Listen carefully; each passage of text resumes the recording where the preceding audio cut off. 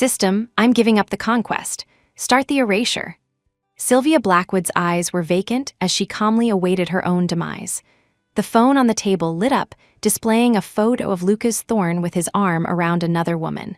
No matter how many times she reset, even when his affection level reached 99, Lucas Thorne would still fall irrevocably in love with Luna Miller in his 25th year. It was all so pointless. The system's mechanical, electronic voice broke the silence. Host has failed the conquest a cumulative 99 times. You may apply to change the conquest target. Please confirm if you wish to change. Sylvia, already worn down to a state of utter despair, felt a flicker of light in her lifeless eyes. Confirm? Who would willingly give up on life if not for the absolute hopelessness of the path ahead? For 99 conquests, she had been trapped as if under an invisible dome, forced to watch herself walk toward a predetermined, inescapable end. Now she had finally cracked it open. Even if it meant being drenched in her own blood, she would do anything to escape this endless, agonizing cycle. Change successful. New conquest target is the head of the Lancaster family, Ethan Lancaster. Sylvia's eyes shifted slightly. Ethan Lancaster, head of the main branch of the powerful Lancaster family. Though frail and sickly, having spent years recuperating abroad, he still maintained an iron grip on the Lancaster Corporation, a testament to his formidable methods. Over the years, she had designed multiple best-selling jewelry lines for Northstream Corporation, catapulting its CEO, Lucas Thorne, to fame as a business prodigy. Everyone said Ethan Lancaster was destined for an early grave and that a successor would be chosen from a side branch. Lucas was the most suitable candidate, but what if Ethan could live? A successful conquest would grant her the Restore Health item. She had originally planned to use it to cure Lucas's leg injury. To facilitate access to the conquest target, the host's identity will be changed. In 15 days, the host will die of weakness from an unknown illness. Sylvia wasn't surprised by her manner of death. Every time a mission failed, she would powerlessly feel her life slip away just like this. The difference was, this time, the end of her life meant a true rebirth. A long-lost smile appeared on Sylvia's face. Goodbye forever, Lucas Thorne. In half a month, this identity would cease to exist. She could use this time to arrange her affairs. Lucas was the book's dark, world-weary antagonist. To justify her presence by his side, the system had made her his deskmate and given her the same orphaned background. It was a perfect fit, as she had been an orphan before transmigrating and didn't know how to interact with parents anyway. 3 years ago, her grandmother in this world had passed away, and since then, her life had revolved entirely around Lucas. Alone in the world, Sylvia Blackwood could face death without any ties. But before that, she needed to properly hand over her work at the corporation. Not for Lucas, but simply to avoid troubling her colleagues. Before submitting her resignation, Sylvia made herself a pot of spicy crayfish. Lucas had a weak stomach, so she, a lover of all things spicy, had followed his bland diet, never letting him catch even a whiff of a pungent aroma. She put a saucy piece of crayfish into her mouth. The familiar yet distant taste felt like it was from a million years ago. A scorching flame shot down her throat, and she couldn't tell if it was spice or pain. Tears fell silently. 99 lifetimes. People aren't made of stone. How could one not feel anything? If she hadn't truly fallen for him, why would she have so stubbornly tried to conquer him time and time again? Yet in every lifetime, she and Lucas never made it to the end. She was done loving Lucas Thorne. Ding, the phone screen lit up again. Through a haze of tears, Lucas's profile picture came into view. Come to the Cloudstream Club, room 607. They hadn't seen each other in days. With a 99 affection level, he should have been willing to give his life for her, yet he had abandoned her without a second thought, rushing resolutely to Luna Miller's side. He knew she was terrified of being alone. A tear splattered onto the screen as Sylvia hit send. Okay, it was time for a proper goodbye. A thank you for the 1% of affection he withheld, and for the blatant favoritism he had shown her before he turned 25. Even if he now loved another person with far greater passion. Lucas, aren't you afraid Sylvia will find out about this? As she reached the door of the private room, the voice of his friend, Leo Albright, drifted out. Sylvia stopped. Through the slightly ajar door, she saw Lucas, his hand resting brazenly on Luna Miller's shoulder amidst a cloud of smoke, a lazy smile on his face. Afraid of what? Luna's my fiancé. Fiancé? Then what does that make Sylvia? In a daze, Sylvia's eyes met his long, cold ones. Just like he had at 18, he curled his lip into a roguish, wicked smile. My lover. Sylvia still remembered when they were 18. Lucas had stood clumsily beneath her window, drawing a heart in the air with a handheld firework. Sylvie, happy Valentine's Day, the sparkler burned brightly, like a cascade of tiny stars, making his obsidian eyes shine brilliantly in the hazy night. Lucas Thorne will love Sylvia Blackwood for a lifetime, no, for all of eternity, perhaps. At that moment, Lucas truly had wished for them to be together for all eternity. It was that fiery, pure love of his youth that had made her throw herself into this, time and time again. It was just a shame that a true heart could change in an instant. Sylvia pulled herself back from the tangled memories, feeling an unexpected sense of release. 99 lifetimes. In the end, she still couldn't have him for one. It was time for this to end. Before she could push the door open, his deep, clear voice called out, "Sylvie, since you're here, come on in." Sylvia's hand froze, so he really had seen her. Those words, my lover, were said deliberately for her to hear. At 18, he wished her a happy Valentine's Day. At 25, he wanted to make her his lover. How could the man who used to cry in panic if she so much as got a paper cut bring himself to humiliate her like this? Her heart, already riddled with 1,000 holes, was stabbed again without mercy, yet Sylvia felt no pain. The dense agony that had tormented her for countless days and nights vanished completely. The Lucas Thorne who loved her was dead. He had died before his 25th birthday. Pushing the door open, Sylvia's face was devoid of emotion, as if the man sitting in the main seat, his hand wrapped around Luna Miller's waist, wasn't her lover at all. Lucas showed no guilt or anger. His hand on Luna grew bolder while his dark eyes stared straight at her. His friend Leo Albright said awkwardly, "Sylvie, have a seat." In the past, Sylvia would have burst into tears, begging Lucas not to love someone else, pleading with Luna to give him back. But thankfully, the cycle was broken. There would be no more resets. He could spend the rest of his life with Luna Miller. She no longer had to be tied to him, no longer had to feel joy because he was happy or sorrow because he was sad. Letting him go was also letting herself go. At this thought, a smile touched the corners of Sylvia's eyes, and she walked with a surprisingly light step to a seat far away from the couple. "You're happy?" Lucas's voice was thick and indistinct.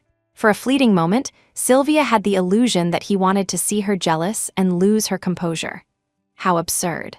Lucas Thorne, with a 99 affection level, would try to prove her love for him by hurting her. The only explanation was that his affection level for Luna was 100. Just 1 point short, and she could never compare. It was just that irrational. This was good, though. It meant she could leave in 15 days without any attachments. He had betrayed her first. So she was done with him too. Sylvia. Lucas's voice turned chillingly cold. He only ever called her Sylvia when he was displeased. She looked at him, slightly puzzled. What was he so angry about? She had been wronged for 99 lifetimes and hadn't even gotten angry. Lucas's grip tightened, nearly crushing the bones in the woman's shoulder in his arms. In the next moment, his words made Luna forget the pain, her face breaking into a wide, joyous smile.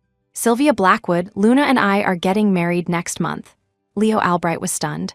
"Are you insane?" Sylvia remained unfazed. "Congratulations."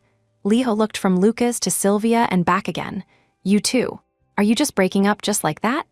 A dangerous aura, impossible to shake, gathered around Lucas. After shooting Leo a sinister glare, he spoke coldly, "We're not breaking up." The smile on Luna's face froze, and her eyes, filled with venomous resentment, stared at Sylvia. Sylvia, however, wasn't surprised by Lucas's attitude. His sky-high affection level made it impossible for him to let her go easily. But what was the point? His actions were trampling on the dignity of all three of them. Lucas Thorne, we're over. Let's just pretend we never met. Never met? Lucas's brow suddenly darkened with a sinister and fierce look. He sneered, "The whole world knows you're my woman, yes." He had never hidden his favoritism for her. Recalling those grand, passionate memories, Sylvia's face was serene. Not anymore. A flicker of panic crossed Lucas's deep-set eyes, but it was quickly masked by ferocity. "Starting tomorrow, you don't have to come to the office anymore. The position of chief jewelry designer goes to my fiancée, Luna Miller." "Lucas?" Leo Albright was dumbfounded. Sylvia's expression still showed no ripple of emotion. In every lifetime, she thought things would be different. This time, he still made the same choice. She was no longer surprised. North Stream Corporation was his life's work. If he didn't care, why should she, a person about to die, care? Sylvia nodded lightly. "Fine. Just make sure the severance pay is in order." Everything had gone his way, yet Lucas Thorne was as frenzied and enraged as a caged beast. Crash, he shattered the wine glass in his hand. Sharp shards of glass embedded themselves in his flesh. Bright, blinding, a crimson blood gushed out, pooling at his fingertips before dripping down, drip, drip. "Lucas, you're hurt." Luna Miller cried out in alarm, bustling about to get the first aid kit and treat his wound. His gaze, however, remained fixed on Sylvia. His morbid eyes held a mix of obsession, nostalgia, and a fleeting hint of grievance, the corners turning a faint red.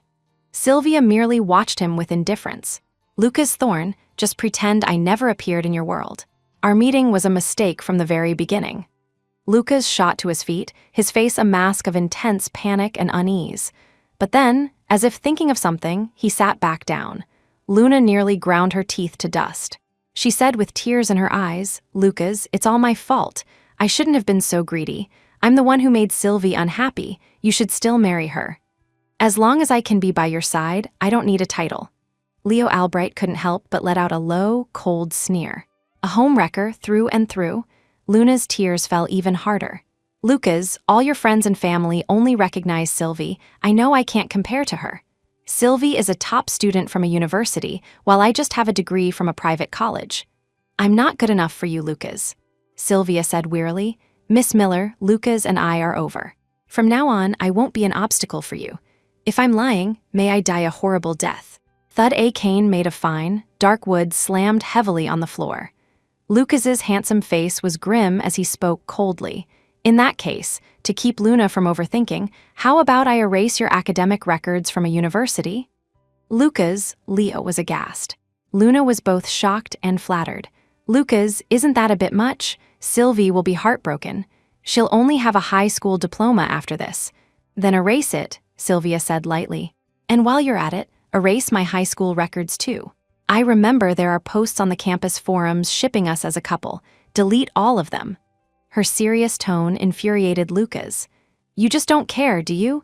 You want to erase our entire past together. Fine, you think I don't have the guts?" Lucas immediately called Assistant Daniels. "Lucas, don't be impulsive," Leo quickly tried to stop him. Sylvia didn't move a muscle. "CEO Thorne," the call connected. Lucas stared deeply at her, enunciating each word. "Assistant Daniels, terminate Sylvia Blackwood's position as chief jewelry designer. Also, erase all of her high school and university academic records." "What? CEO Thorne, is that you?" "Just do as I say," a bewildered Assistant Daniels reminded him. "CEO Thorne, once the records are erased, they can't be restored." Sylvia held no expectations. She was like a bystander, even finding the presence of mind to lift the glass of orange juice before her and take a sip. "Do it," Lucas barked. Sylvia's numb heart couldn't help but ache with a sourness that bordered on hatred. This was the man who, when he loved her, would have given her the world. Now, with a few cruel words, he was destroying everything she had. What if she hadn't been able to switch to a new identity? For the rest of her life, she would have been trampled into the mud by him, with no hope of ever getting back up. Leo Albright had been Lucas's best friend since high school. He used to call Sylvia sister-in-law and had witnessed their entire relationship. He, too, was stunned by Lucas's heartless turnaround. "Lucas Thorne, you've gone too far." Only Luna couldn't hide the delight on her face, looking deeply moved. "Lucas, I'll never let my imagination run wild again. I know how much you love me." Luna snuggled into Lucas's arms and shot a triumphant glance at Sylvia. Sylvia sighed softly. She didn't have much time left. She shouldn't waste any more of it on someone so unworthy. Following her own heart, she got up and left the club, heading home. The illness inflicted by the system began to take effect. Sylvia grew drowsy and easily fatigued. Just tidying up a few things left her drained. She decided to just pull the covers over her head and sleep. She'd been fired anyway. She might as well consider it a long vacation. That night, half asleep, Sylvia felt a presence behind her. The cool, cedar-like scent temporarily dispelled her drowsiness. She tried to push him away. His iron grip clamped down on her, making it impossible to break free. "Lucas Thorne, we broke up." His body trembled as he buried his head in the crook of her neck, his breathing ragged. Hot, moist air sprayed against her skin. "Sylvie, we didn't break up." Sylvia truly didn't understand him. How could he love two people with the same heart? And how, after humiliating her so thoroughly, could he expect her to act as if nothing had happened? It had taken her 99 lifetimes to understand that a broken mirror could never be mended. She had desperately searched for the Lucas Thorne who had loved her so deeply, but he had died in the very first lifetime, at the very moment he betrayed her. There was no going back for them. Enjoying a rare day off, Sylvia prepared herself an exquisite breakfast. She savored it slowly. Tap, tap, the sound of a cane tapping lightly on the floor announced his arrival. Lucas Thorne, with his bad leg and obsession with appearances, walked over slowly, his limp almost imperceptible if you weren't looking closely. His face was grim, and he was wearing a wrinkled, high-end custom suit. "Why didn't you iron my clothes? And my breakfast?" For countless days and nights in the past, Sylvia had not only designed jewelry for his North Stream Corporation, but also meticulously managed every detail of his daily life. She cooked him stomach-soothing meals 3 times a day, with a varied menu, never missing a single day. He had come to take it all for granted. Sylvia laughed. "Lucas Thorne, your affairs have nothing to do with me anymore. Have you forgot? Luna Miller is your fiancée." A strange emotion flickered in Lucas's dark eyes. "Are you jealous?" Sylvia was no longer moved by his moods, nor did she want to guess his thoughts. "You only get jealous when you care." "Lucas Thorne, why would I be jealous of you?" Lucas stared at her in disbelief, his eyes a swirling vortex of gloom and madness. "Don't care? Sylvia Blackwood, you loved me for 7 years." He swung his cane, sweeping a vase off the table. It shattered, leaving a mess on the floor. Sylvia's gaze fell lightly on the ceramic vase they had made together. "Loving someone once doesn't mean you'll love them forever. You, of all people, should understand that." But Lucas seemed to let out a breath of relief. "So you are jealous of Luna? You think that just because I'm with her, I don't love you anymore?" His dark eyes stared deeply into hers. "Sylvie, don't you know how much I love you?" Of course, she knew. A 99 affection level didn't lie. But what did love matter? He still loved Luna Miller the most. No, he loved himself the most. Every time before, Sylvia had foolishly believed he would choose her, only to be slapped in the face by reality.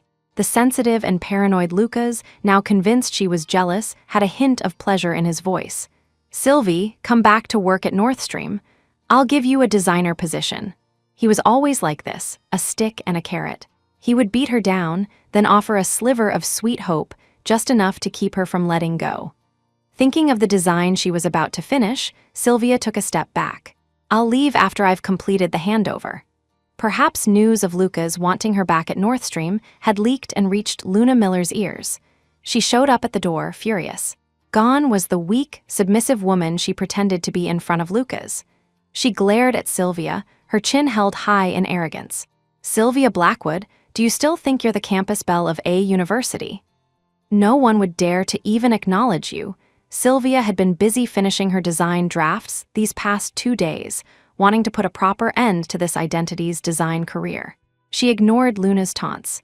Luna's eyes were venomous as she chattered on. "So what if Lucas was head over heels for you before? The one he loves now is me." Sylvia's hand paused. Luna smirked. "You're such a failure, Sylvia Blackwood." Sylvia sighed. "Miss Miller, please don't disturb my work, okay?" Ding, the kettle whistled, signaling the water had boiled. Sylvia got up to pour the water into a thermos. Luna followed her, her face contorted with rage. Work, work, she was the chief jewelry designer. Now Sylvia was just a pitiful wretch, without even a high school diploma. Yet those damn employees still recognized her. Even Lucas wanted Sylvia to come back today. It was work. What about tomorrow? Was she going to try and steal the position of Mrs. Thorne too? Staring at the still steaming kettle, rage completely overwhelmed reason. A demonic malice sprouted in Luna's heart. Her eyes bloodshot, She reached out a claw-like hand and pressed down on Sylvia's right hand. "Sylvia Blackwood, don't even think about competing with me, SSSS." The scalding water poured all over the once deft, slender hand. The fair skin visibly reddened, blistered, and began to fester. Luna savored the look of shock and despair on Sylvia's face. Finally, the foul air in her chest was released. Crash in the struggle, the kettle fell to the floor, shattering into pieces.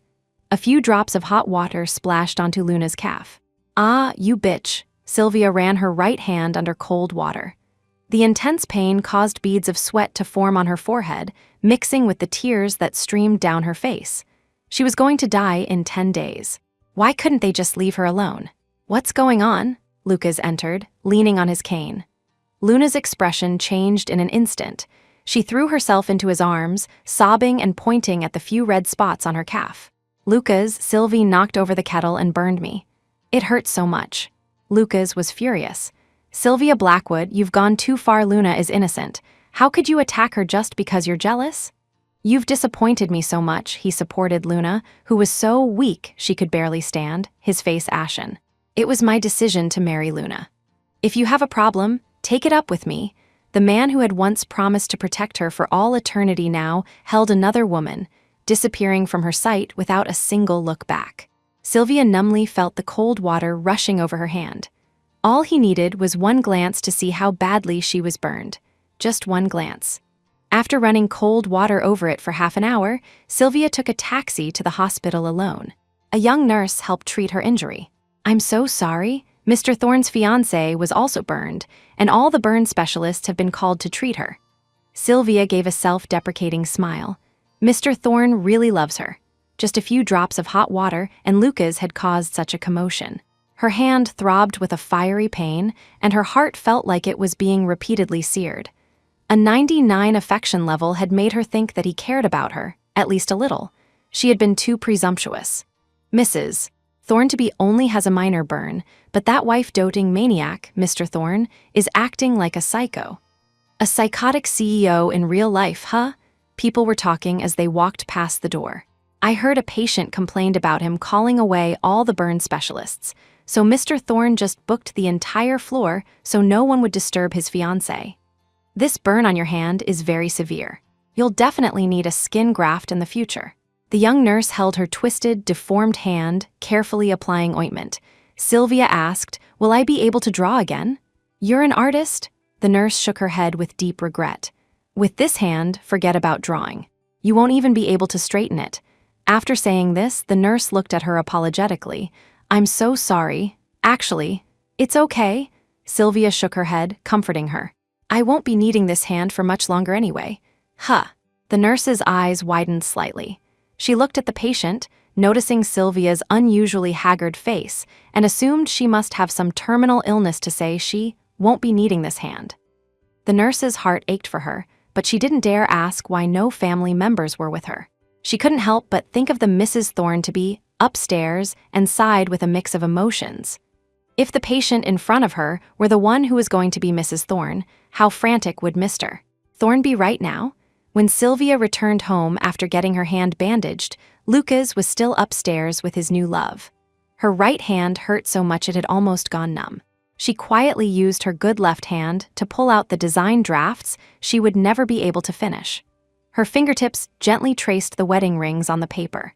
This was originally the wedding ring she had designed for herself. Like her 99 lifetimes with him, it was so close to being perfect, but it was destined to never be.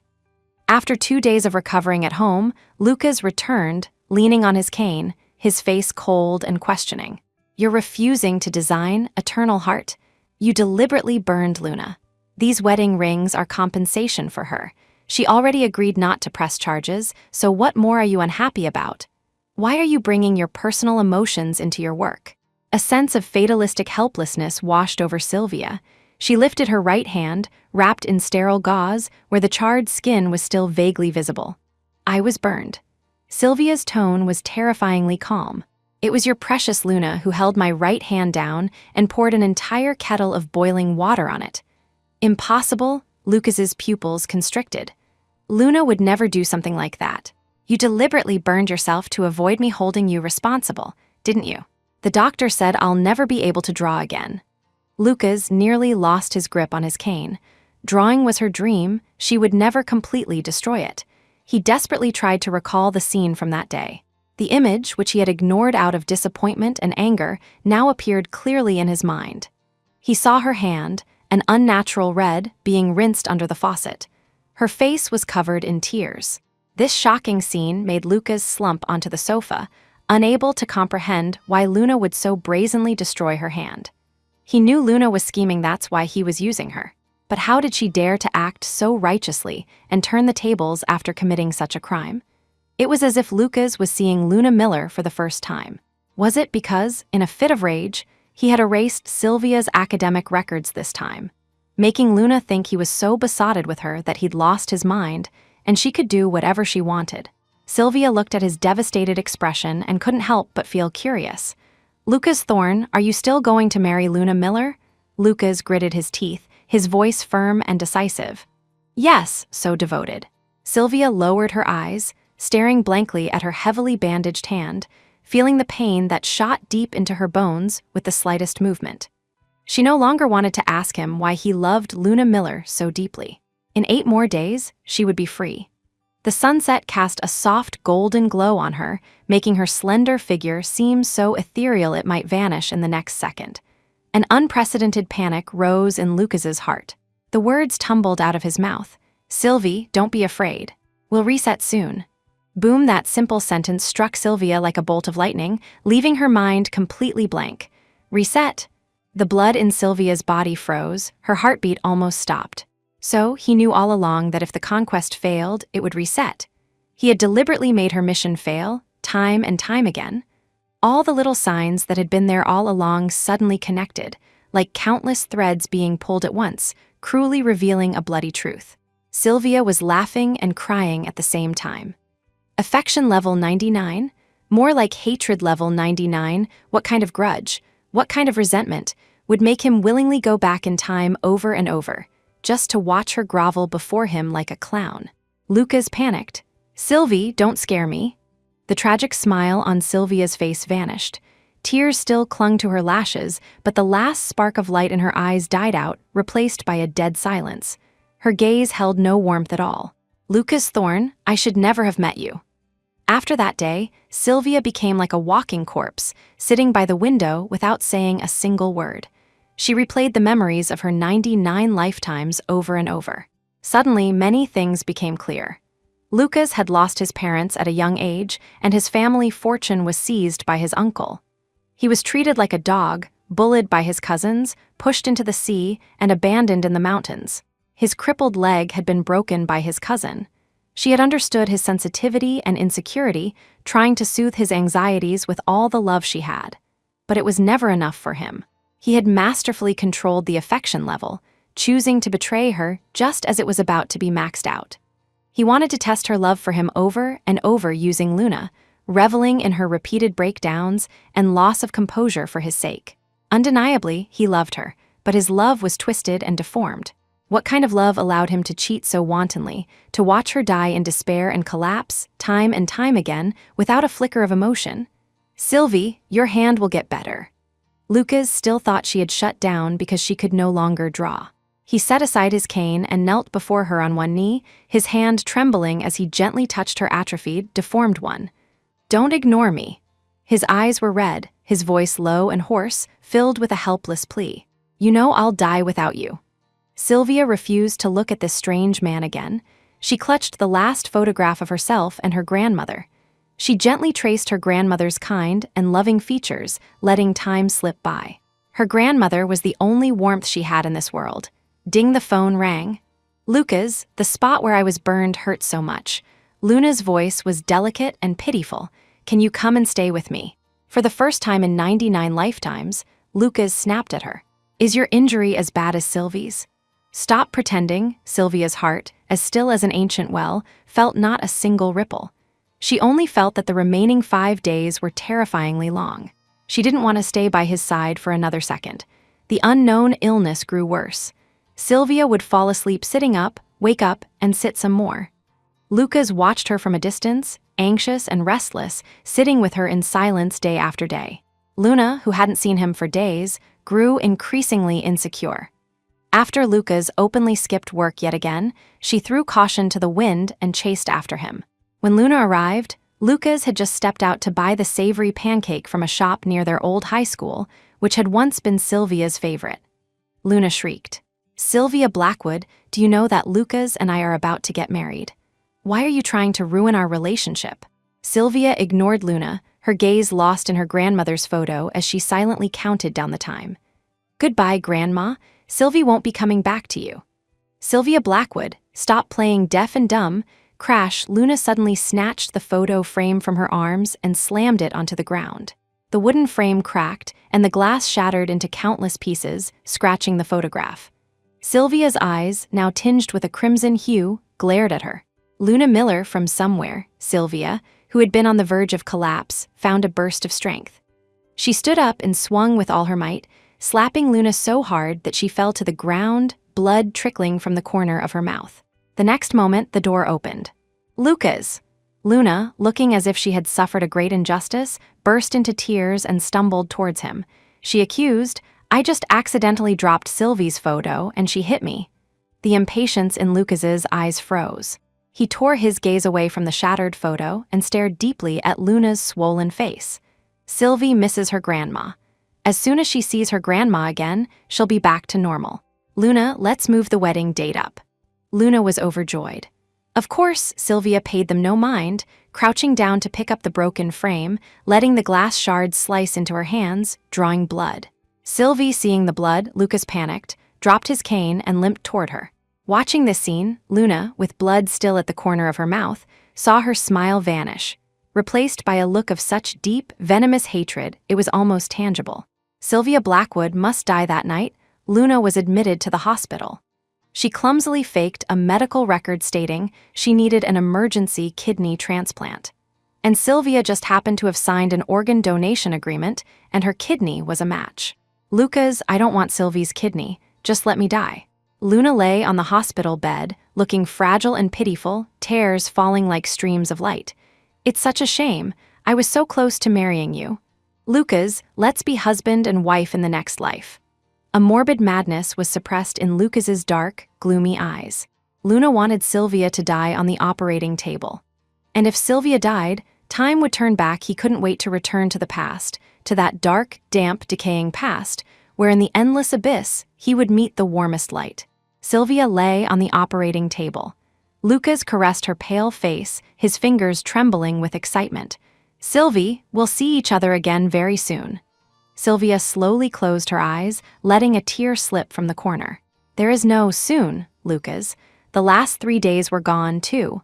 System detects a threat to the host's life, proceeding with an early identity change for the host." The first time his affection level reached 99, Lucas Thorne had awakened. He learned that he was the book's heinous arch-villain, destined to be thrown in prison by the original protagonist on his 26th birthday, and sentenced to life, the story's original ending. Sylvia Blackwood's appearance had changed the course of the plot. She was a conqueror, and she was his salvation. In that lifetime, he had accidentally discovered a system bug. If he married Luna Miller, Sylvia would slowly die, and time would reverse. It wasn't that Lucas hadn't considered keeping the affection level at 99.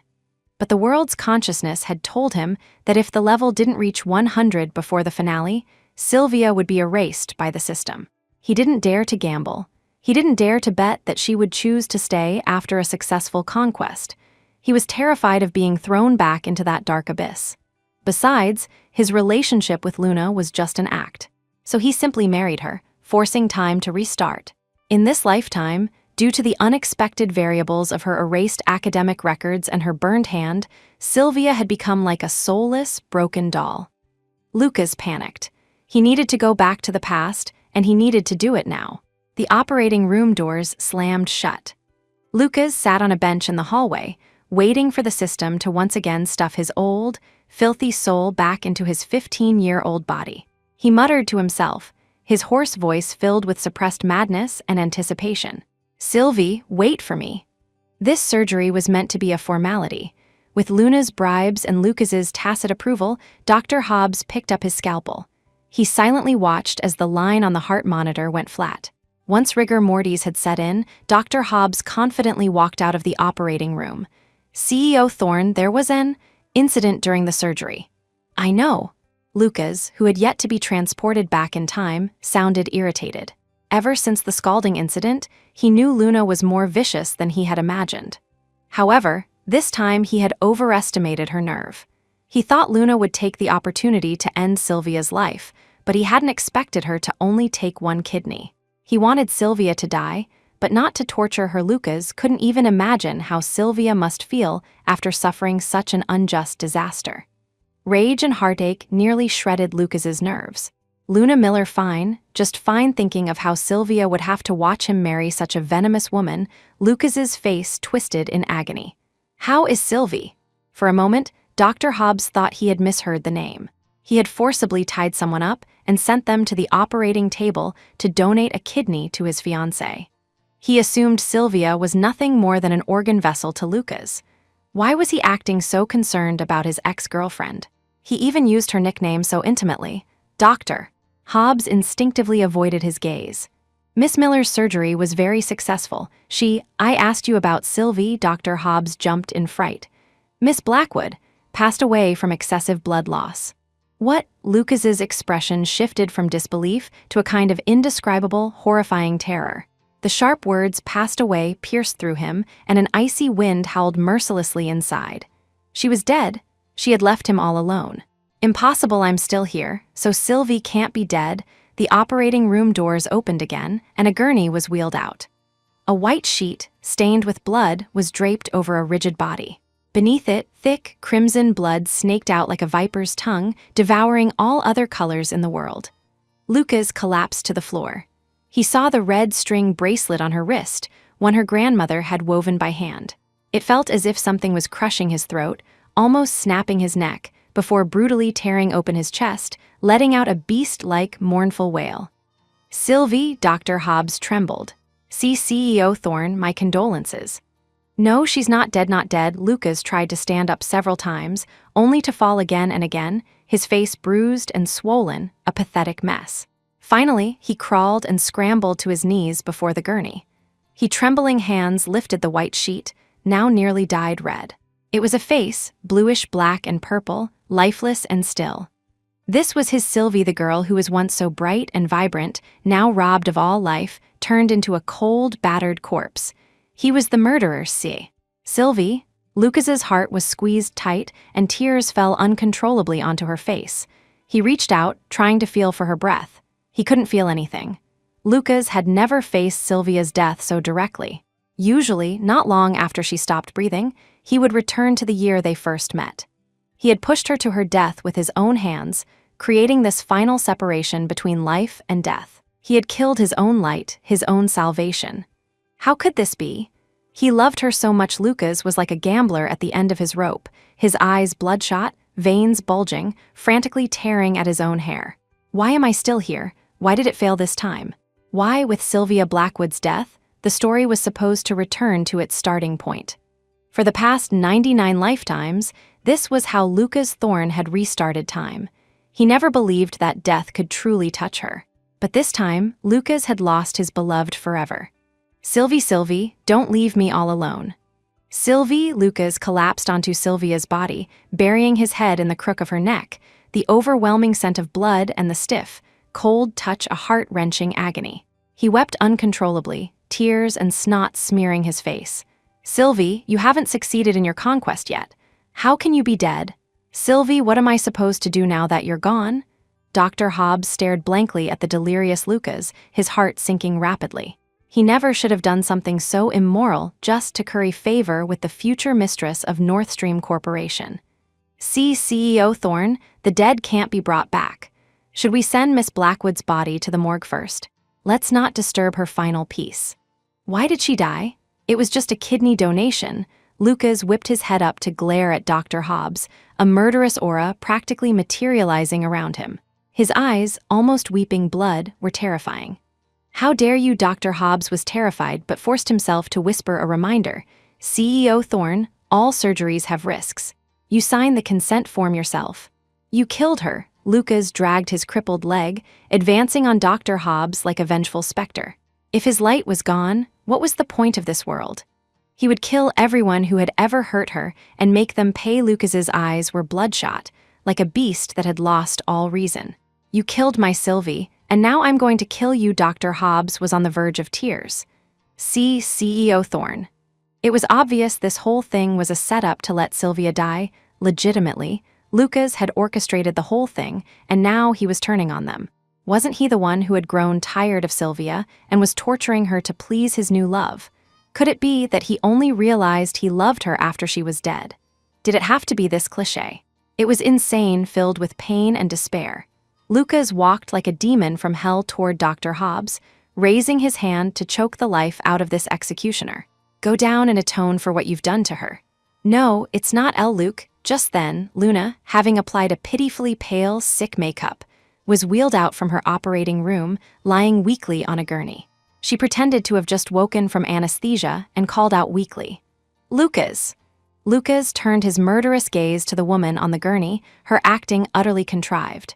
Luna, blinded by victory and joy, didn't notice his strange behavior.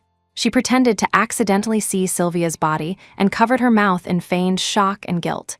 "Sylvie, it's all because of me, to save me." Luna weakly clutched the fake wound on her waist and bravely wiped away a tear. "Sylvie, I'll take your place and take good care of Lucas for you. You can rest in peace."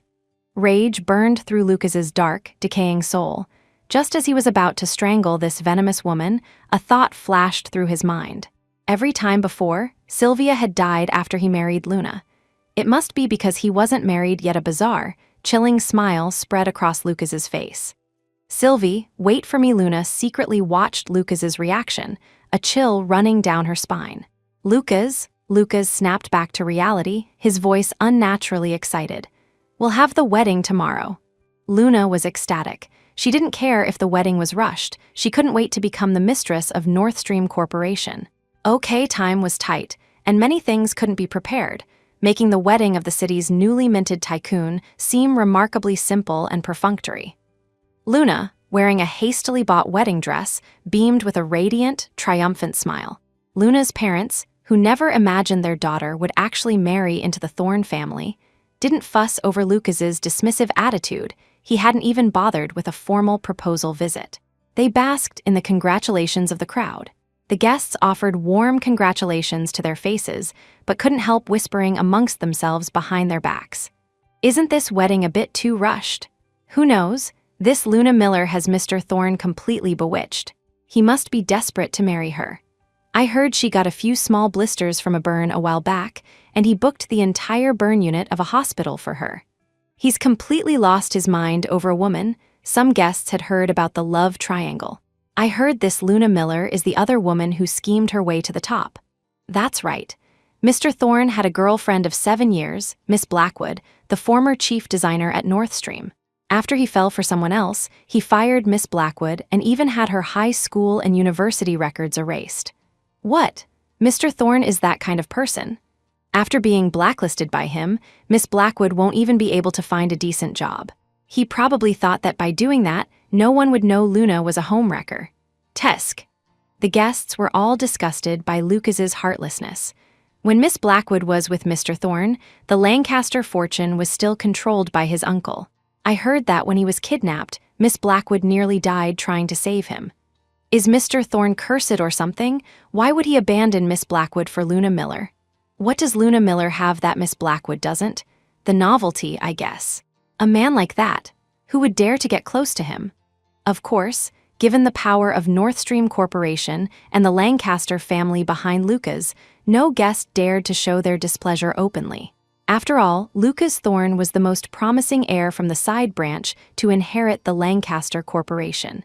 I heard the head of the Lancaster family, Ethan Lancaster, doesn't have much time left.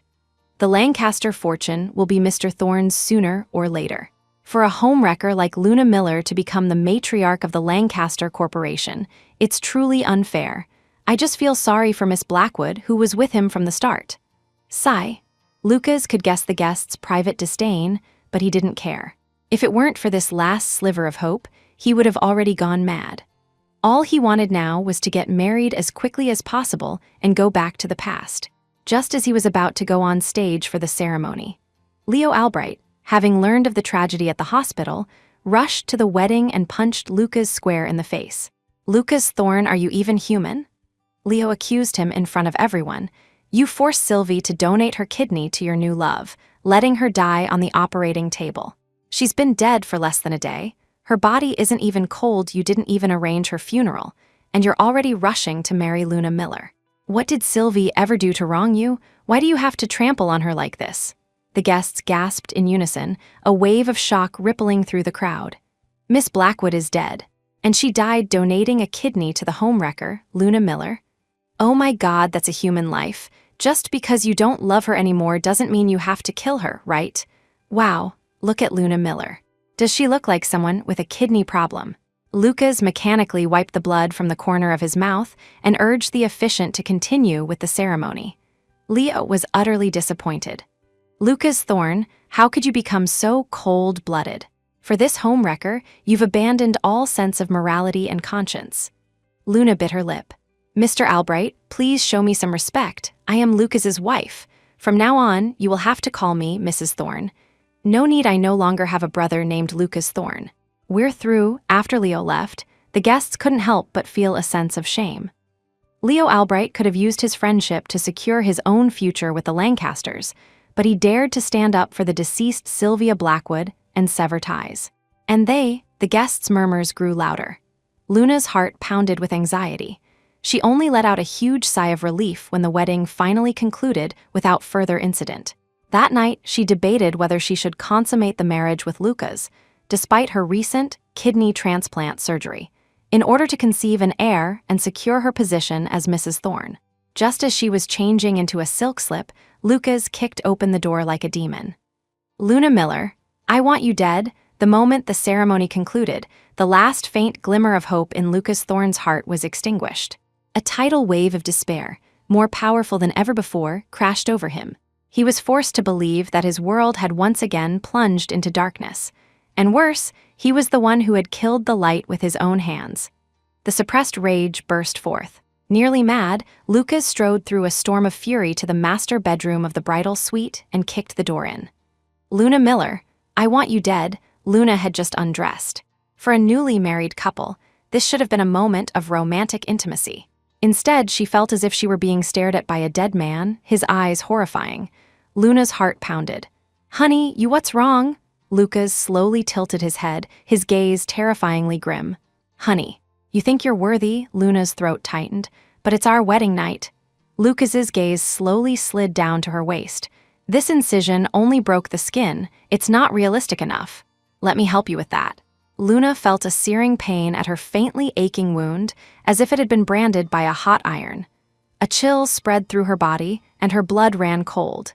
He knew she had faked her illness to get Sylvia's kidney. Looking into his emotionless eyes, Luna couldn't help but sob. "Lucas Thorne, do you care about her that much? If you hadn't been so obsessed with her, why would I have gone after her? I'm your wife now." "Shut up, my only wife is Sylvie," Lucas roared, pulling out a fruit knife and charging toward Luna, dragging his crippled leg behind him. Luna had always foolishly believed her charm was so great that it had made Lucas lose all reason, secretly calling him an easily manipulated idiot. The terrifying scene before her froze her blood. She finally realized that Lucas Thorne was an out-and-out lunatic. Luna tried to escape, but she had bumped into the foot of the bed and couldn't get up in time. This time, she wasn't faking it. Her tears were real and heartfelt. "Honey, I'm scared. Please don't hurt me." "Honey," Luna's throat was seized, her face flushing a deep red as blood rushed to her head.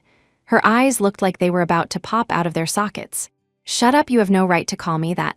Lucas's eyes were sharp and glacial, filled with a deathly cold rage. "When you burned Sylvie's hand, when you bribed the doctor to take her life, did you ever think about not hurting her? I'll make you suffer 1,000 times more than Sylvie ever did." Along with his hoarse, guttural shouts came the sound of a blade tearing through skin. A sharp pain erupted in Luna's right abdomen as blood spurted out. Lucas released his grip on her throat and viciously twisted the knife with both hands, churning her insides. Luna finally understood, with chilling clarity, that Lucas Thorne had never had any feelings for her. The pain was so intense it went numb. Luna laughed mockingly. "Lucas Thorne, what's with the act of devotion now? Ha, avenging Sylvia Blackwood? You're the main culprit. Firing her, erasing her records, booking the hospital, those were all your orders. And you were the one who personally sent her into the operating room. You killed Sylvia Blackwood. Don't say it. Don't say it." This irrefutable truth made Lucas's eyes so red they looked like they would burst. He yanked out the knife, which had been buried to the hilt, splattering blood onto Luna's face. Memories turned into countless sharp threads, shredding every cell in his body. The pain made it hard to breathe. Sylvie? Ah, Luna clutched the bloody hole in her abdomen, from which bits of her organs were spilling out. Her lips were as white as paper. Knowing she was going to die, she mocked this ridiculous man with deep hatred. "A fickle bastard who plays with people's emotions. This is your karma. Sylvia Blackwood is dead, she's never coming back. You don't understand." Lucas's eyes were thick with a blood-red haze. "I didn't want to lose her. Everything I did was to keep her by my side forever." Luna gritted her teeth. "You psycho!" Enraged, Lucas swung the knife at her. The tip pierced her skin, about to plunge into her heart. Luna's eyes widened in resentment and unwillingness. "Killing your own wife on your wedding night. Lucas Thorne, you can just wait to rot in prison." At that moment, the knife stopped. Lucas abruptly pulled it out and slowly began to wipe the blood from the blade. The light reflected off the steel, casting a blinding, cold glint. Luna's vision blurred. She could only hear his demonic whisper. "Dying like this is too easy for you. You must wish you were dead. You should experience what it's like to be burned, to have a kidney removed. And then you can spend the rest of your life in a mental asylum." The fact that Luna Miller was sent to a mental asylum on her wedding night shocked everyone who had been secretly jealous or mocking her for being a homewrecker. No one could comprehend Lucas Thorne's logic. They just assumed he had gone mad. Coupled with the news of Sylvia Blackwood's death, many employees resigned one after another. The once unstoppable North Stream Corporation was suddenly on the verge of collapse. North Stream's competitor, Sterling Jewels, soared to become the leading jewelry company in the city. And Sylvia's new identity was none other than the daughter of the Sterling family. 22 years ago, the Sterlings' only daughter had been stillborn, and they were never able to have another child. The couple had spent half their lives doing good deeds, contributing a great deal of merit to the heavens. Coupled with the karmic ties between the Sterling family, the Lancaster family, and Sylvia, the system simply altered the memories of the book's NPCs.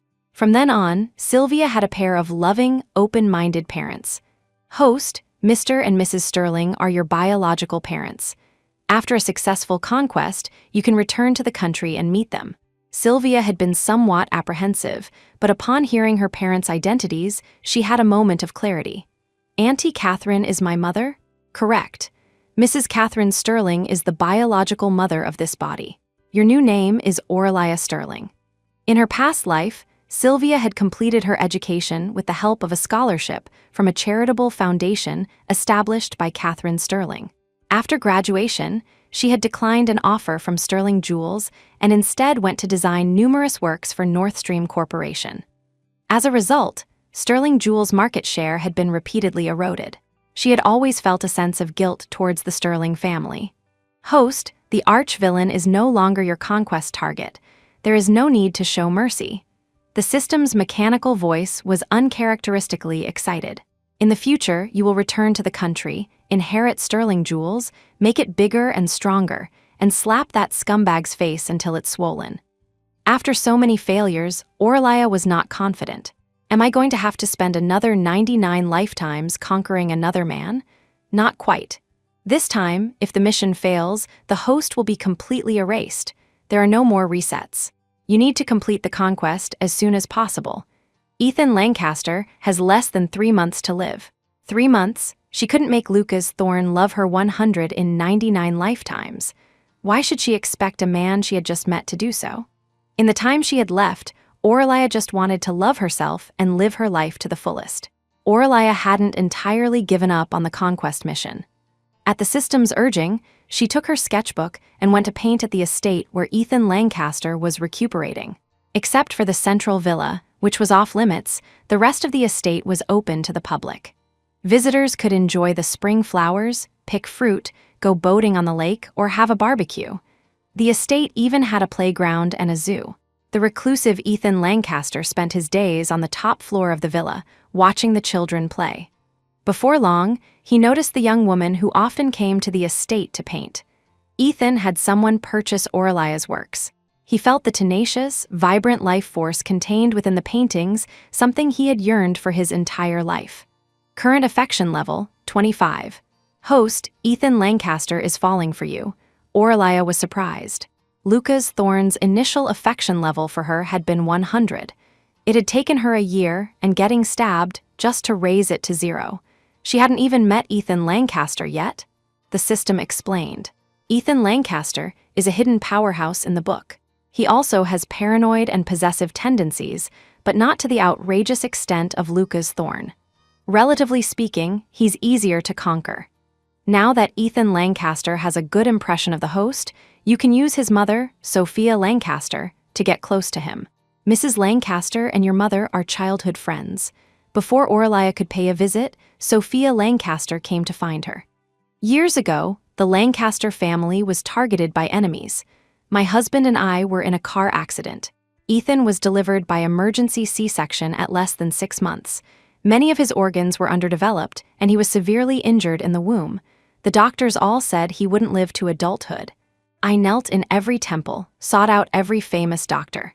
But in the end, I still can't keep him. Orlia, Ethan has suffered too much these past 27 years. I can't be so selfish as to keep forcing him to stay. Sophia Lancaster covered her face and wept. After losing my husband, I'm about to lose my only child. I can't hold on to anything. Orlia's heart ached for her, and she hugged the graying mother. Thinking of the restore health item she would get after a successful conquest, Orlia truly hoped she could complete the mission this time, to spare this gentle, loving woman the pain of losing her son. These past few days, I've seen him looking at your paintings often. Sophia took Orlia's hand, her eyes filled with tears as she pleaded. Ethan never likes strangers near him. This is the first time he's ever paid so much attention to someone outside the villa. Orlia, can I invite you to the villa to meet him? Lucas Thorne locked himself away in the house he once shared with his lover. Sylvia Blackwood lay on the master bed. Lucas insisted on combing the hair and changing the clothes of the decaying corpse, holding it as he slept each night, deceiving himself into believing she had never left. At night, he would press his lips against her cold, rotting ear, letting the maggots crawl on his face as he rambled on about the details of their 99 lifetimes. By the end, he would curl into a ball, crying like a child. Sylvie, you were the one who pulled me out of the darkness. How could you just let me go? Sylvie, I can't live without you. Sylvie. Lucas wanted to hate Sylvia, but the overwhelming guilt made him feel he had no right to blame her for leaving. Sylvie, I'm so sorry. Lucas isolated himself in their former love nest, feeling the essence of Sylvia's presence fade with heart-wrenching pain. This place was no longer warm and beautiful. It was replaced by loneliness, darkness, and decay. When the body had rotted beyond recognition, he began to frantically search for any trace of Sylvia left in the house, only to find that she had already thrown away everything that had witnessed their love. Photos, love letters, keepsakes, and all their couple's items. Gone, it's all gone. Lucas tried to find traces of their love online, but the posts that had documented their relationship had long been deleted. He had acted so recklessly, counting on the resets, leaving himself no way back. Nothing could be restored. CEO Thorne, none of your university or high school classmates have any photos of you and Miss Blackwood, not even in the graduation photos. Back then, Lucas had been determined to erase his past with Sylvia. Assistant Daniels had contacted every classmate one by one, paying a high price to delete everything related to her. How could any of it be recovered now? On the other end of the line, the overwhelmed Assistant Daniels sounded plaintive. CEO Thorne, there are still many matters at the corporation that need your attention before he could finish. Lucas hung up. Regret made it painful for him to even stand. He collapsed to the floor, sobbing. Why was it so hard to get a happy ending? After 99 lifetimes, they had never grown old together, and now he had lost her. Was it true, as the book said, that he was cursed to be alone for the rest of his life? As the sun set, Lucas turned his head to avoid the light peeking through the curtains. A letter under the cabinet caught his eye. Lucas crawled over on his hands and knees, stretching to retrieve the letter that had been blown into this hidden corner. It was from Sylvia. Lucas's hands trembled as he opened it. "Lucas, I think you knew I was a conqueror from the very first lifetime, didn't you? Before I transmigrated, I was just like you, an orphan, alone in the world. When I was 15, my uncle tried to marry me off to a fool. I refused, so they locked me up and beat me. They accidentally killed me. You always said I was your salvation, but you were mine too. When the system told me to conquer you, I was so happy. You had suffered so much. I wanted to love you, to protect you, to make your future bright and brilliant." Lucas's heart bled as he read. He had never known about Sylvia's past before she transmigrated. He had always thought she was some kind of task-taker who would leave once the conquest was complete. Ultimately, he never believed that a piece of trash like him could be truly loved. When he saw the words love and protect, Lucas sobbed so hard his vision blurred, and he could barely read the rest of the letter. "Perhaps my initial reason for approaching you was not pure, but in this strange little world, you had long become my one and only love, my dearest family. I had planned to cure your leg injury and grow old with you after the conquest was successful. It's a pity that even after 99 lifetimes, that wish could not be fulfilled. I guess I was too greedy." Every word was like a thunderclap, detonating in Lucas's mind and shattering his insides. She never planned to leave. She remembered all 99 lifetimes. She had watched him marry another woman over and over, walked toward death alone time and time again, and then came back to save a monster like him. 99 lifetimes. Lucas clutched the letter, which felt as heavy as a mountain, and cried his heart out. "Sylvie, remember when we were 18, you said you would love me for all of eternity. But in the end, your love left me with nothing but endless pain. How could that passionate, sincere boy bear to hurt me like this? If there is a next life, can we please not meet again? I'm in so much pain.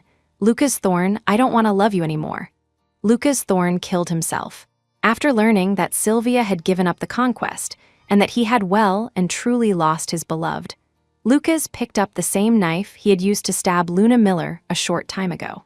He resolutely severed the tendons and veins in his right wrist. When the police broke down the door, Lucas was lying cold and bloody in the arms of the corpse, fat maggots feasting on his flesh. The police almost thought there were two bodies on the bed. "Get the medical examiner." "Ah, a ghost, a corpse," a neighbor shrieked, vomited, and nearly fainted. He couldn't stand the increasingly pungent stench and had finally called the police. He never imagined he would find such a gruesome, bloody scene. Inside, he had been neighbors with a corpse for 10 days. When the neighbor finally remembered the identity of the deceased, he forgot his fear and immediately pulled out his phone to share the gossip in a group chat.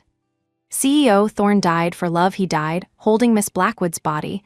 The police checked the pulses of the two maggot-covered figures. "The man's still breathing.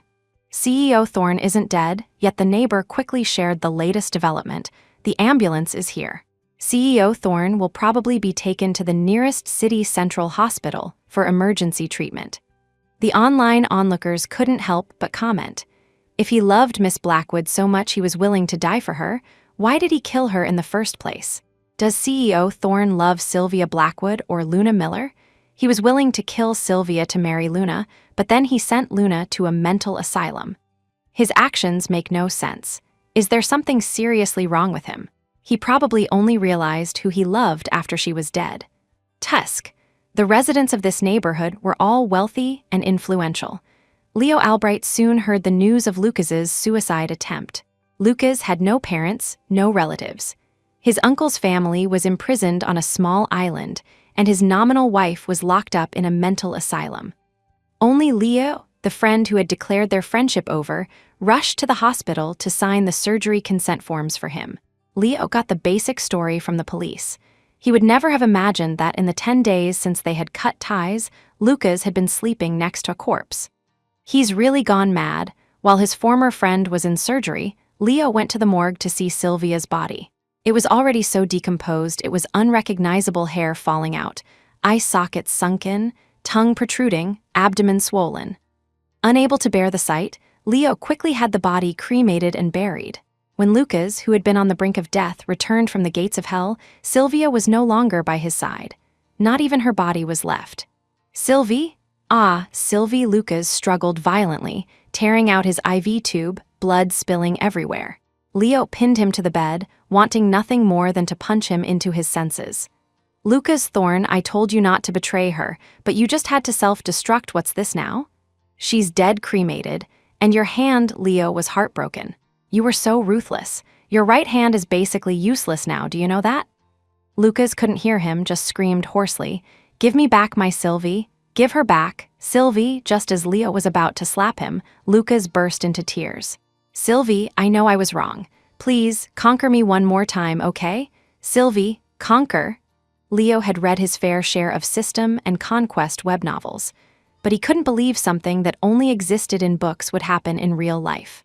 He just assumed Lucas was delusional from grief.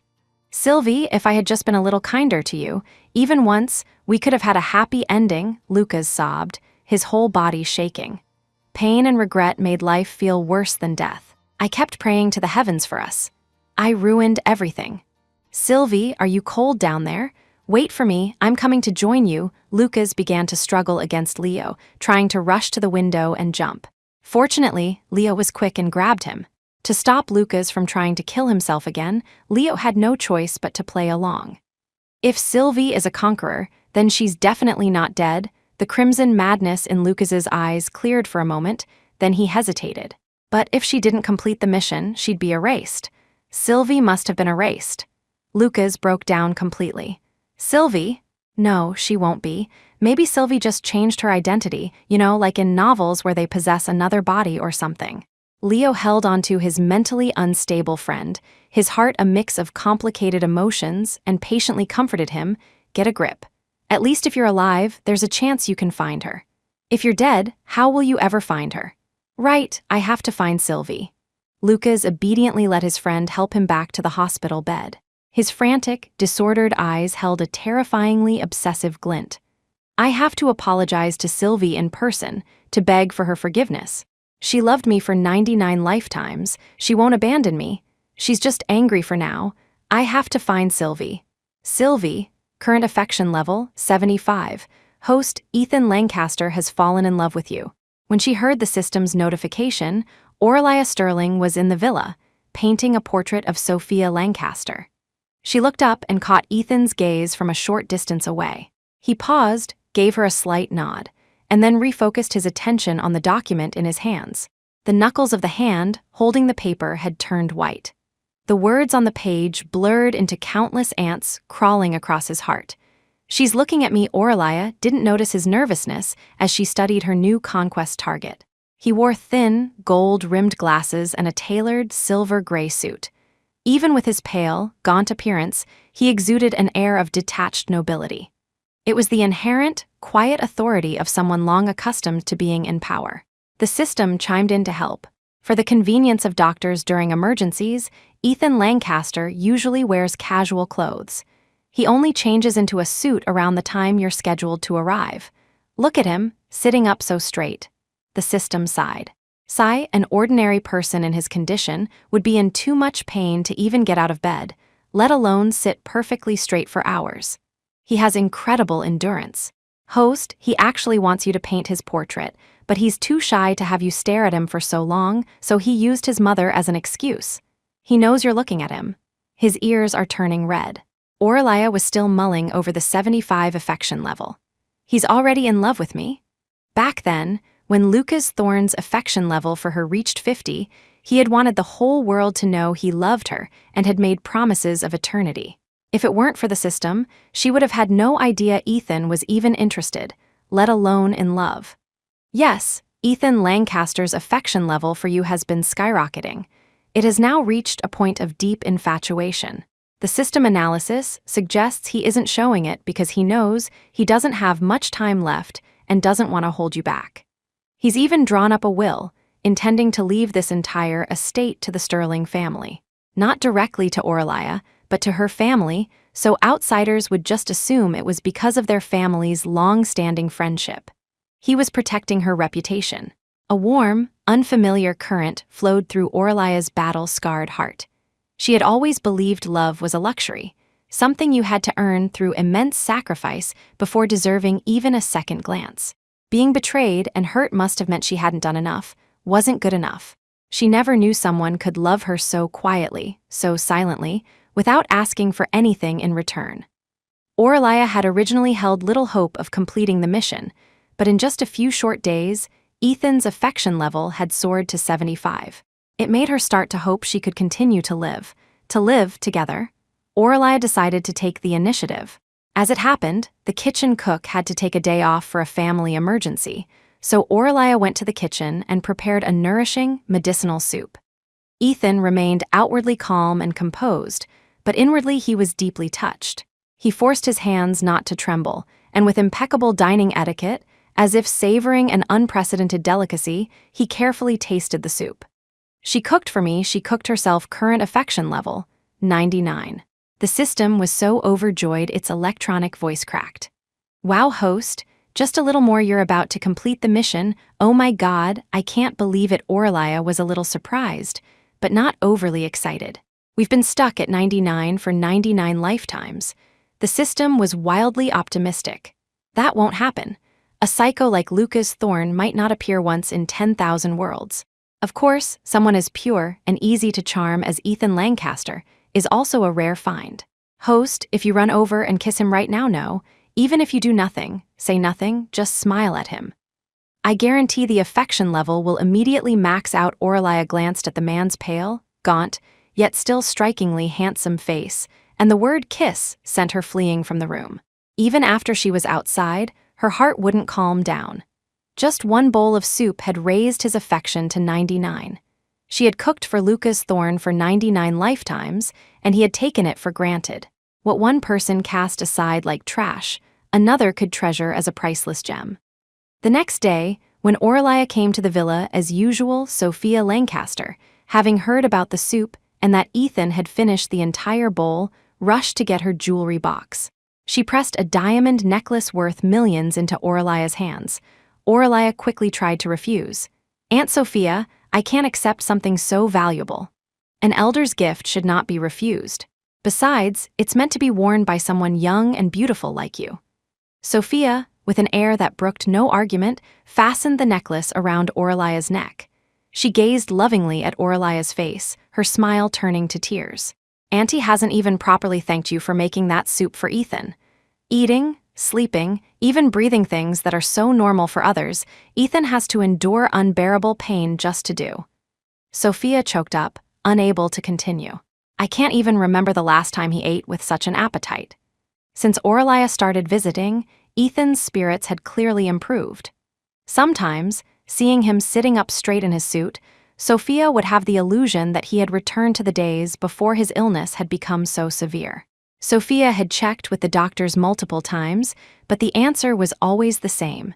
Ethan's organs were failing, a process that was irreversible. His body's indicators were all at rock bottom. He was at the end of his rope. I know it was a blessing from heaven that Ethan has lived this long. I shouldn't ask for more.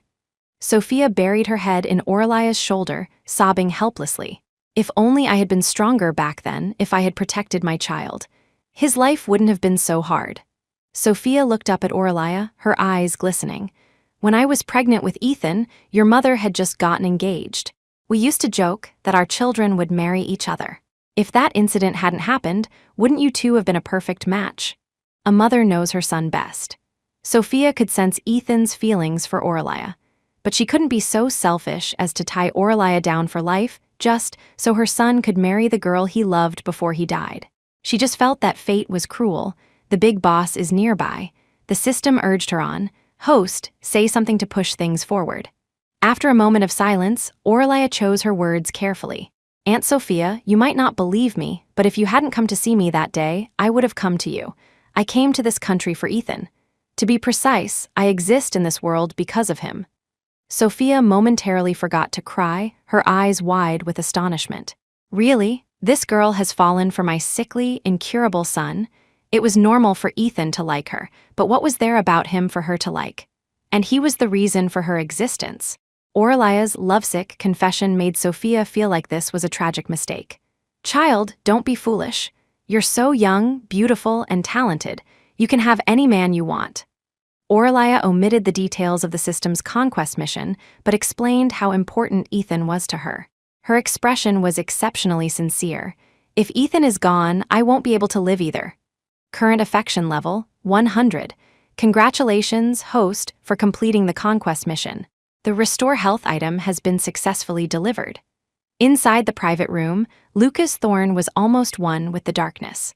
Only his eyes glowed with a terrifying, blood-red light, his chilling gaze sweeping over the line of people standing before him. They all shivered. They had been painstakingly gathered by Assistant Daniels. Anyone who had undergone a major life change and personality shift after Sylvia Blackwood's death, old, young, male, or female, had been brought before Lucas. This included a 70-year-old grandmother and a 3-year-old boy. Assistant Daniels had even secretly added a woman who bore a striking resemblance to Sylvia. Lucas's cold gaze did linger on the woman for a few extra seconds, but her terrified, silent demeanor sent him into a rage. "None of these are my Sylvie. Sylvie wouldn't be afraid of me. Get out, all of you. Get out." Lucas swept all the bottles off the table, sending them crashing to the floor with a series of clatters. Shards of glass and liquor splashed onto him. The fragments cut his skin, drawing crimson blood. The others in the room, having received their dismissal, fled as if granted amnesty, grabbing their money and escaping the terrifying place without a second look. Lucas stared blankly at the cut. It was so shallow, yet it hurt so much his whole body convulsed, and he nearly coughed up blood. This time, there was no one left to hold him and soothe his pain. 99 lifetimes, if just once he had shown a sliver of compassion, if he hadn't just watched her wither and die in despair, they would have had their happy ending. He had brought this upon himself after seeing everyone out. Assistant Daniels returned. "CEO Thorne, Sterling Jewels has sent an invitation for you to attend Miss Sterling's welcome banquet. The head of the Lancaster family will also be in attendance." "Not going? Understood." Assistant Daniels had expected this reaction. If Sterling Jewels weren't a major competitor, and if Miss Sterling weren't the future wife of the Lancaster family head, he wouldn't have bothered to bring it up. Sigh. Rumor had it that the Lancaster family head had made a miraculous recovery after falling in love. The inheritance of the Lancaster Corporation was definitely not going to fall into his boss's lap. Assistant Daniels turned to leave. "Wait," Lucas scrambled up, grabbing him. He stepped on the broken glass, oblivious to the blood, and seized Assistant Daniels by the collar. "Who did you just say? Miss Sterling?" "Yes, Orlia Sterling, the daughter of Richard Sterling, the chairman of Sterling Jewels. She has returned from her studies abroad." Assistant Daniels racked his brain, searching for any information about Orlia Sterling. She didn't fit the profile of the reincarnated person they were looking for. After some thought, he could only offer a tactful reminder. "CEO Thorne, Miss Sterling is the fiancée of the Lancaster family head.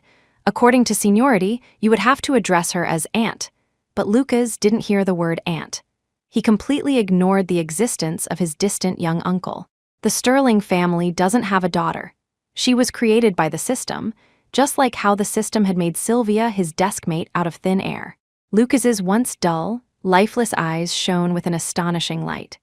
"Haha, I've finally found Sylvie." Staring at his abnormally overexcited boss, Assistant Daniels was completely baffled. "CEO Thorne, the Sterling family has always had a daughter. She's 3 years younger than Miss Blackwood." He hadn't even met the woman, yet he was so certain she was Miss Blackwood. Assistant Daniels was deeply worried about what his boss might do in his current mental state if he went to the Sterling's event. If he angered the head of the Lancaster family, it would be all over. For the past 6 months, Lucas had been depressed and decadent, drinking all day. The only reason North Stream Corporation hadn't been carved up was because everyone feared the Lancaster family behind him. "Sylvie, wait for me." Sylvie Lucas was visibly ecstatic, almost manic. He clearly wasn't going to listen to any reason. Assistant Daniels sighed deeply. It looked like it was really time to find a new job. Sterling Jewels was already a leading enterprise in the city. Coupled with the rumor that the Sterling family was about to be joined by marriage to the powerful Lancaster family of the capital, Everyone in their social circle was scrambling to attend the welcome banquet. The Sterling residence was bustling with guests. Richard Sterling cheerfully greeted guests on the first floor, while his wife, Catherine, was upstairs helping their daughter with her gown and sharing some private words. The day after their return, Sophia and Ethan Lancaster had arrived with lavish gifts to propose marriage.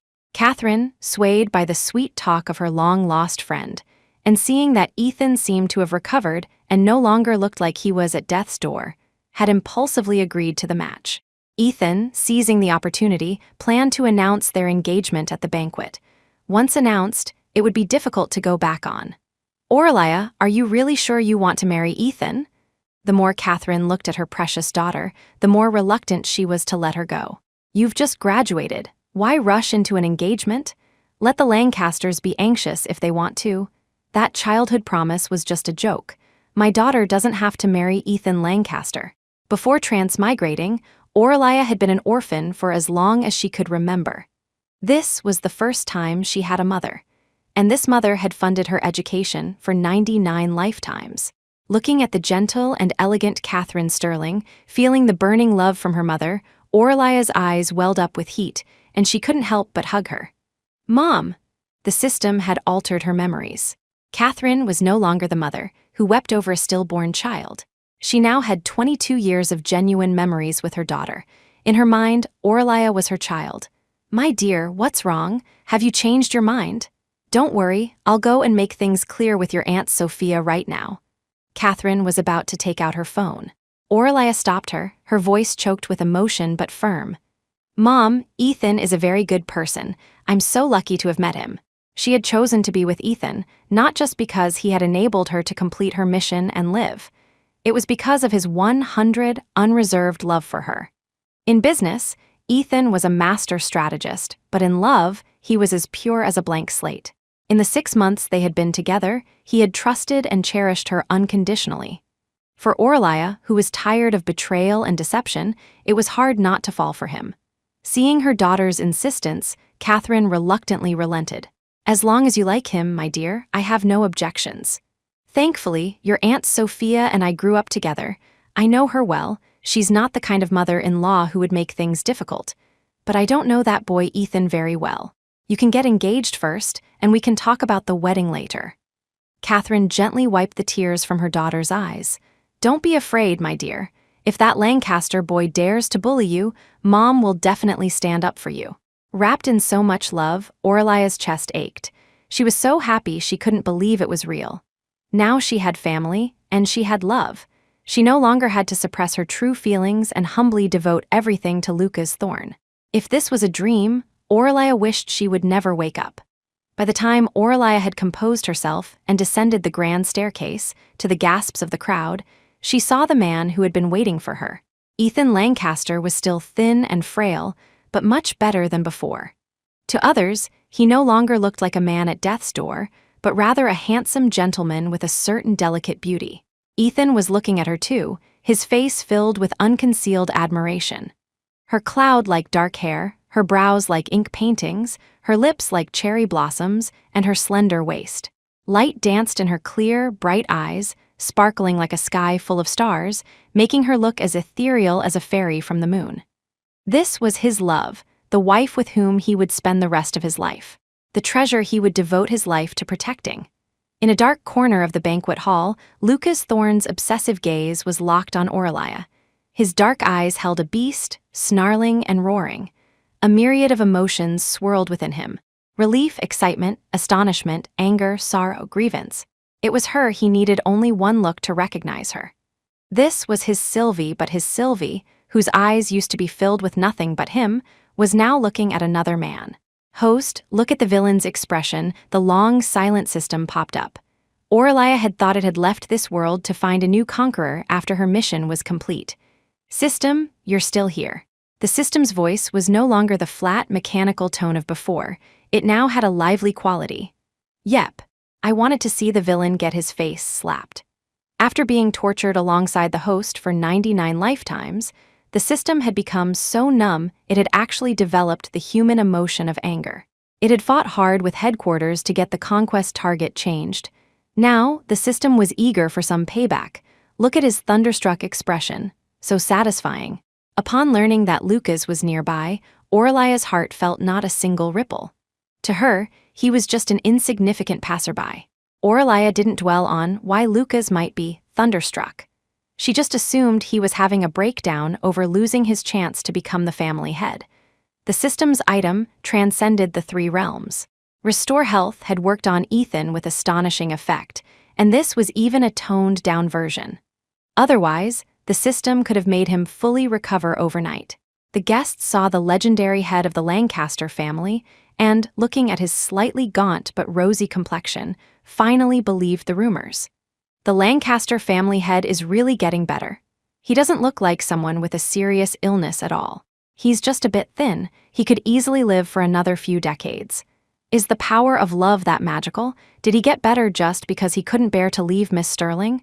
Who knows? Anyway, Mrs. Lancaster treats Miss Sterling like a lucky star. I heard the first thing she did after returning to the country was rush to our city to propose to the Sterling family. Looks like good things are on the horizon for them. The guests noticed the dark, twisted figure of Lucas Thorne in the corner. They made no effort to lower their voices, pointing and gossiping about him.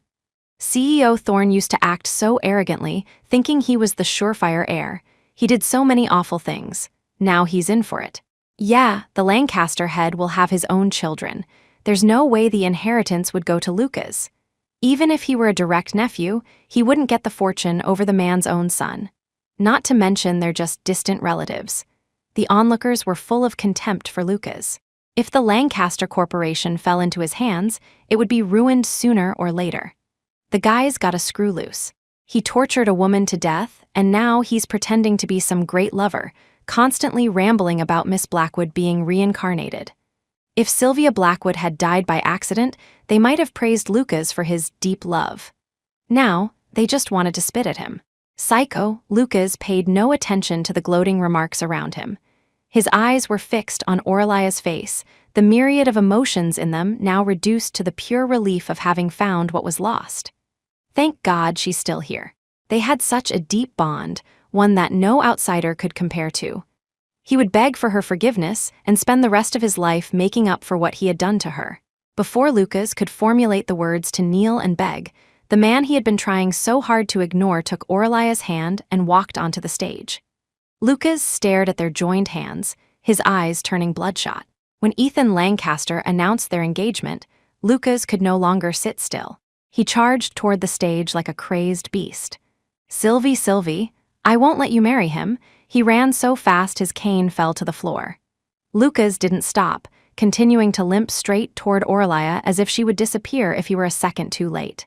Before he could reach the stage, he was tackled by security guards. Ethan stood protectively in front of Orlaya, his gaze sharp as he looked down at the disheveled, alcohol-reeking man, his brows furrowed tightly. Who are you? How dare you cause a scene at my fiancé's welcome banquet? Orlaya's father reminded his future son-in-law, Ethan, this is the CEO of North Stream Corporation from the Thorne family here in our city. He's technically your nephew. Hearing it was his own nephew, Ethan's expression darkened even further. Someone get him out of here. Lucas was dragged away by the guards, a pathetic sight. His gaze never left Orlaya's, and he howled like a madman, Sylvie, you're my wife. How can you marry someone else? Sylvie, system, did Lucas recognize me? Hearing the repeated calls of Sylvie, Orlaya was surprised. Her current appearance was completely different from her past life. How could Lucas have recognized her at a glance? I'm sorry, host. The villain has awakened his self-awareness, so the system cannot alter his memories. He remembers that the Sterling family had no children, so it was easy for him to become suspicious. Although your appearance has changed, your eyes and small mannerisms haven't. It's not strange that he recognized you. Orlaya's feelings were complicated. Even with a brand new identity, could she still not escape her entanglement with Lucas? Host, don't worry, you're not alone anymore. With the Lancaster Corporation and Sterling Jewels behind you, the villain can't do anything to you. It's good for him to see how happy you are now. It'll drive him crazy. Orlaya instinctively looked up at the man beside her. Ethan felt her gaze and turned. The moment their eyes met, his cold expression softened.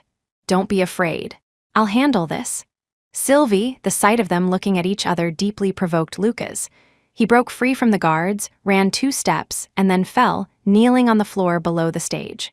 He looked up at the dazzling woman on the stage, his voice thick with tears as he repented. Sylvie, I was wrong. Please come back to me. You used to love me so much. How could you change just like that? Sylvie, being provoked again and again, even though the man was his nephew and was clearly delusional, Ethan was successfully enraged. Do you think I'm dead? His chilling gaze sent a shiver down the spines of the guests. The banquet hall fell silent. Just as the onlookers were silently mourning for Lucas, Leo Albright stepped forward. He still held some affection for their decade-long friendship and couldn't bear to watch him seek his own destruction. Leo grabbed Lucas and threw a punch. What the hell is wrong with you? This is Miss Sterling, your aunt. Sylvia Blackwood is dead. No, she is my Sylvie. Lucas, seemingly impervious to the pain, immediately lifted his head after being hit, his tone urgent. How could I not recognize my own love? Look at her, she is my Sylvie. Leo felt he was beyond saving. You're really insane, you should see a psychiatrist. Come with me. Leo had to drag his old friend away before Ethan took matters into his own hands. Unfortunately, Lucas had completely lost his mind. Seeing the woman he had longed for day and night standing right in front of him, he refused to let go. Leo and several guards couldn't even control him. Sylvie, it's me. I know you're just trying to make me angry. You still love me the most. We were in love for 99 lifetimes. At that moment, Orlia's father deeply regretted sending Lucas an invitation out of familial courtesy. He never expected the man to have such a public meltdown. 99 lifetimes? The man was mad. Lucas Thorne, do you think I wouldn't recognize my own daughter? If you dare to be disrespectful to my daughter again, the Sterling family will be your enemy. Lucas ignored Richard Sterling's warning, his gaze fixed on Orlia, full of sorrow and grief. Sylvie, you really don't want me anymore? Sylvie, please don't leave me. Sylvie. Orlia first patted Ethan's hand reassuringly, then looked back at the man below the stage. Her clear, bright eyes no longer held his reflection, as if he had never existed in her life. I'm sorry, I don't know you.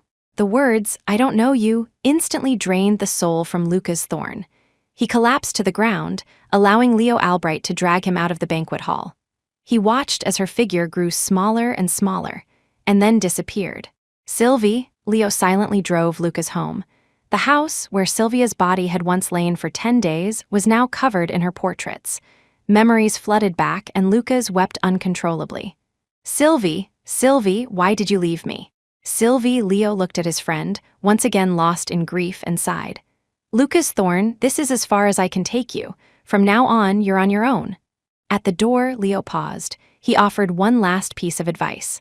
Sylvia Blackwood is gone. You need to face reality. And Ethan Lancaster is not someone you can afford to provoke. Ostracized and disgraced, Lucas was deaf to any advice.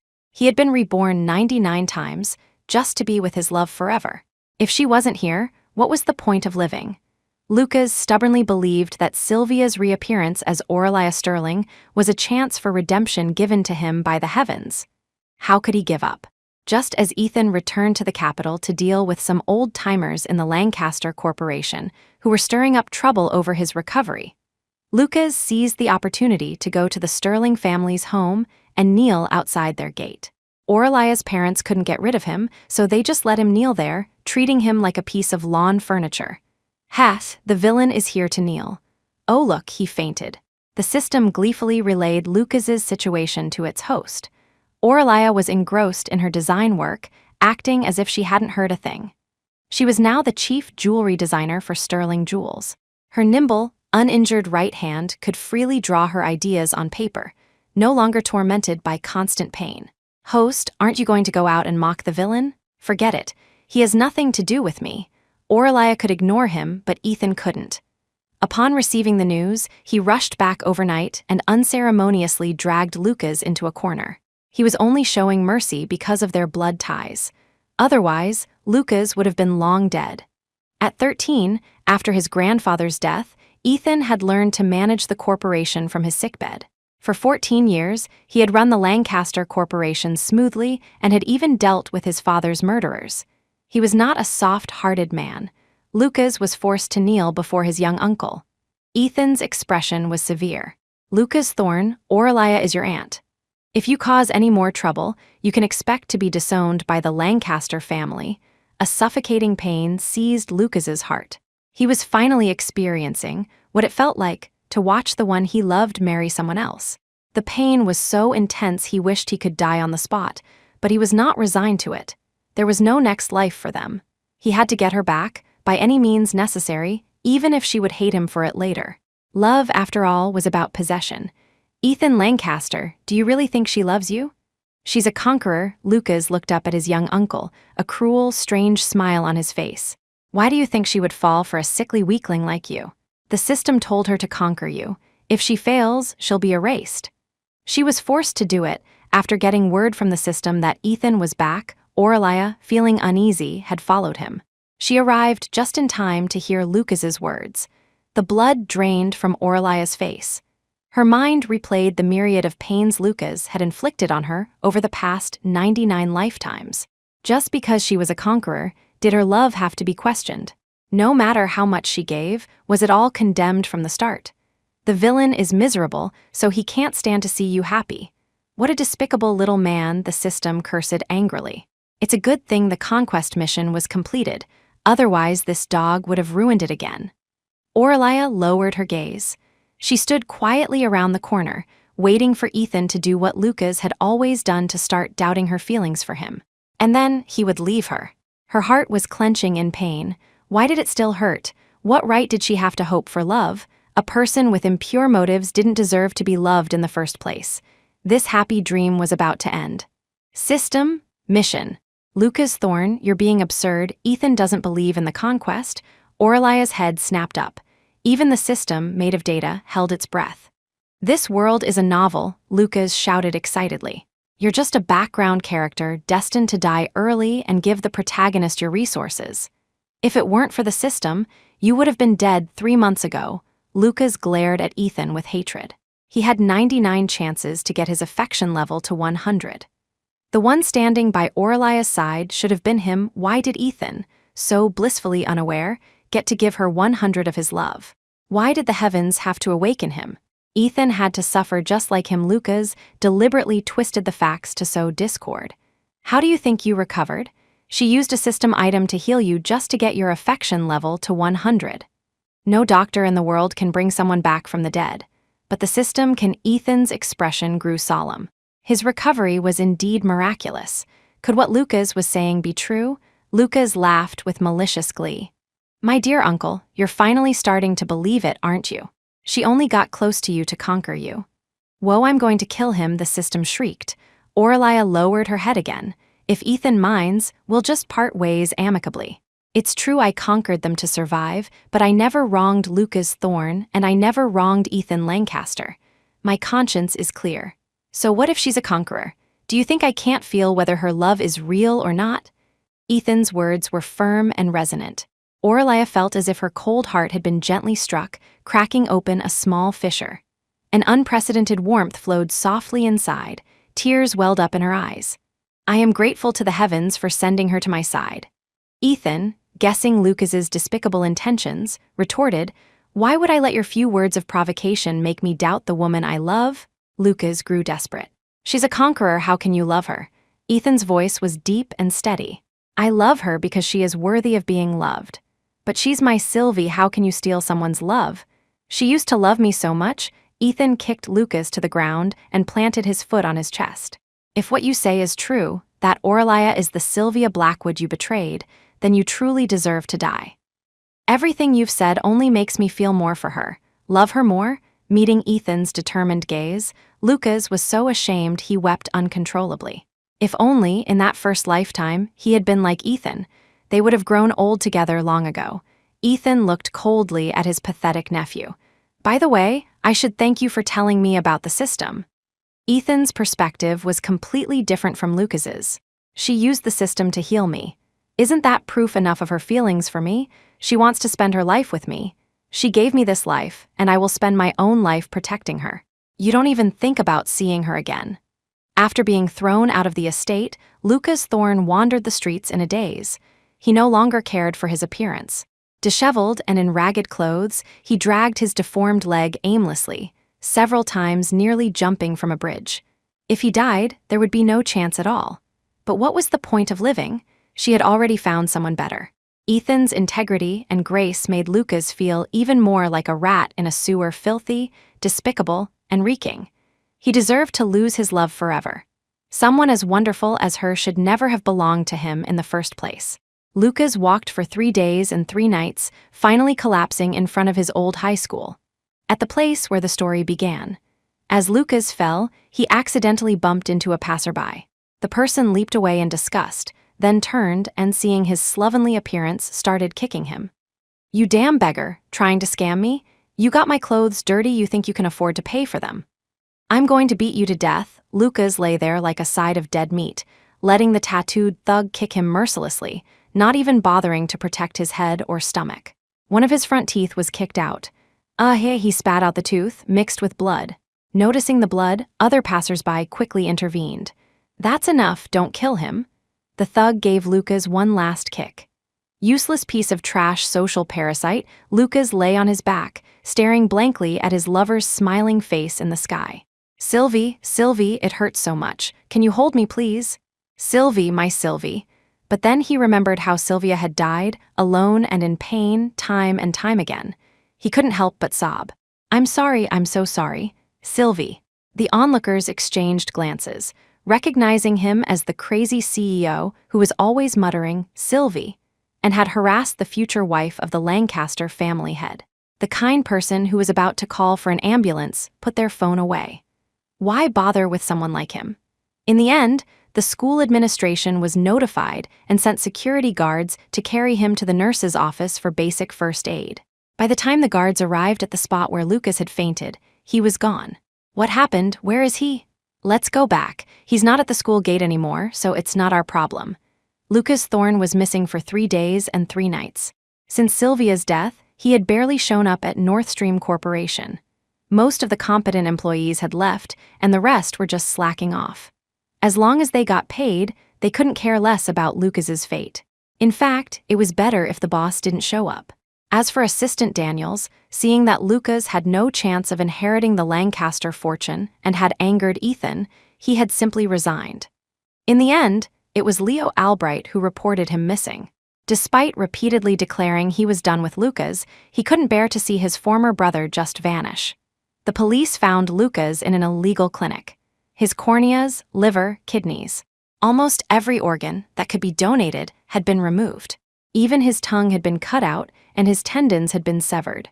The flesh on his body had been carved off, piece by piece, death by 1,000 cuts. It was unimaginable how he had survived for 3 long days.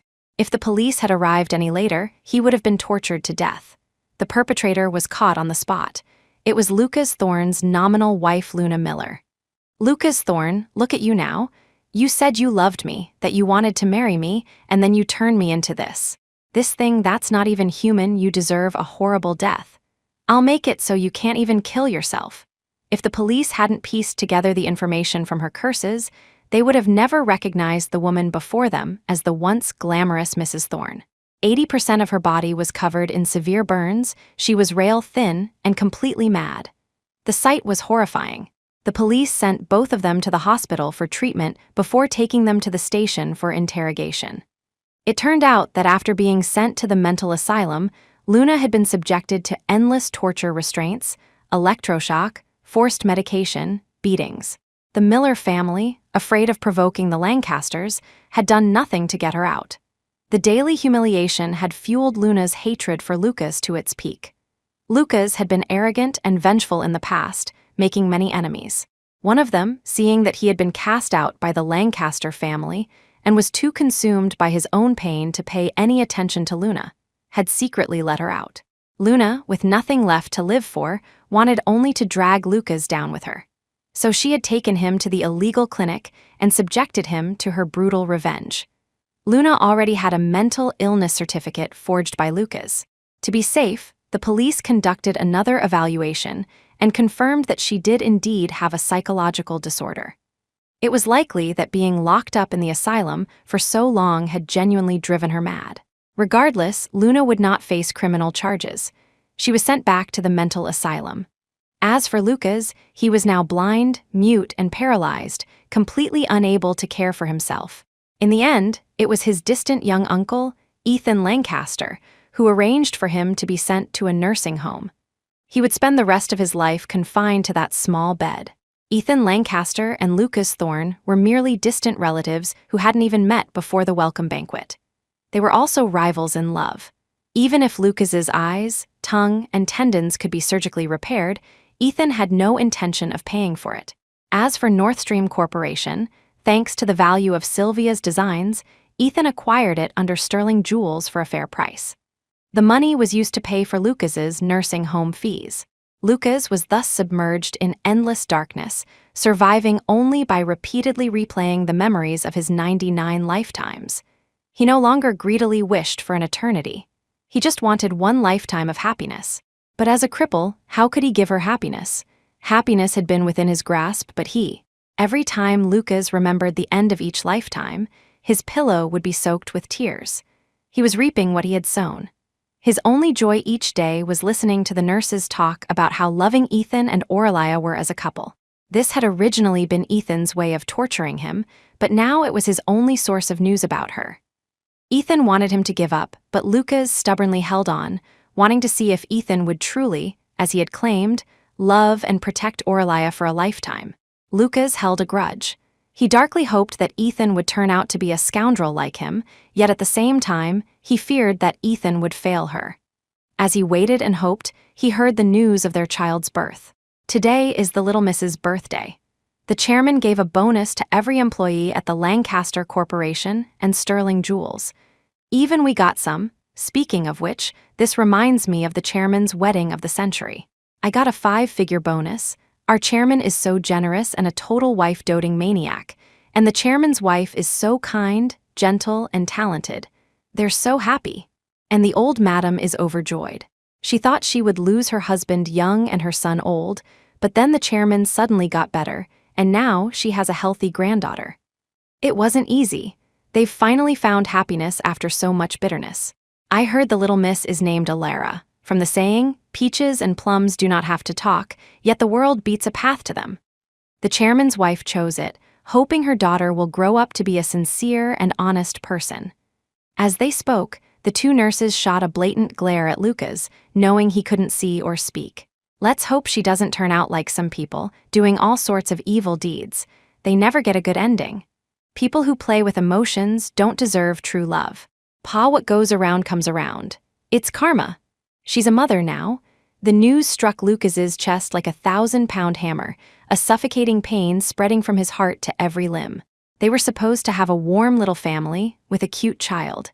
It was what he had dreamed of day and night. He was so close to having it, so close. Lucas knew he should be happy for her, but the thought of her being with someone else brought an unbearable sorrow. No matter how much it hurt, Lucas masochistically craved any information about her.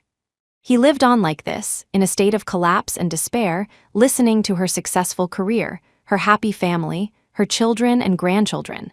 He listened to how Ethan, for decades, continued to treat her like a precious treasure. In his old age, a white-haired Lucas lay on his deathbed.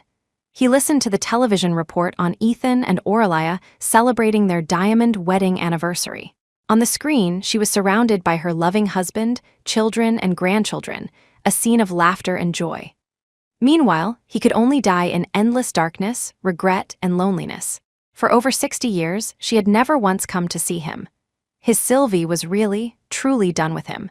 He had killed his own light 99 times, and no light would ever shine on him again. He was just an insignificant bug in the depths of darkness. Having lost the light, he was destined to die silently in the abyss, unknown to anyone. In his final moments, Lucas suddenly felt a strange sense of relief. Ethan had spent a lifetime proving he was a man of his word, truly loving and protecting her for all of his days. She deserved to be treated well. In a daze, Lucas seemed to return to the summer when he was 15, seeing a pair of eyes as bright as stars. Sylvie, if there is a next life. The end.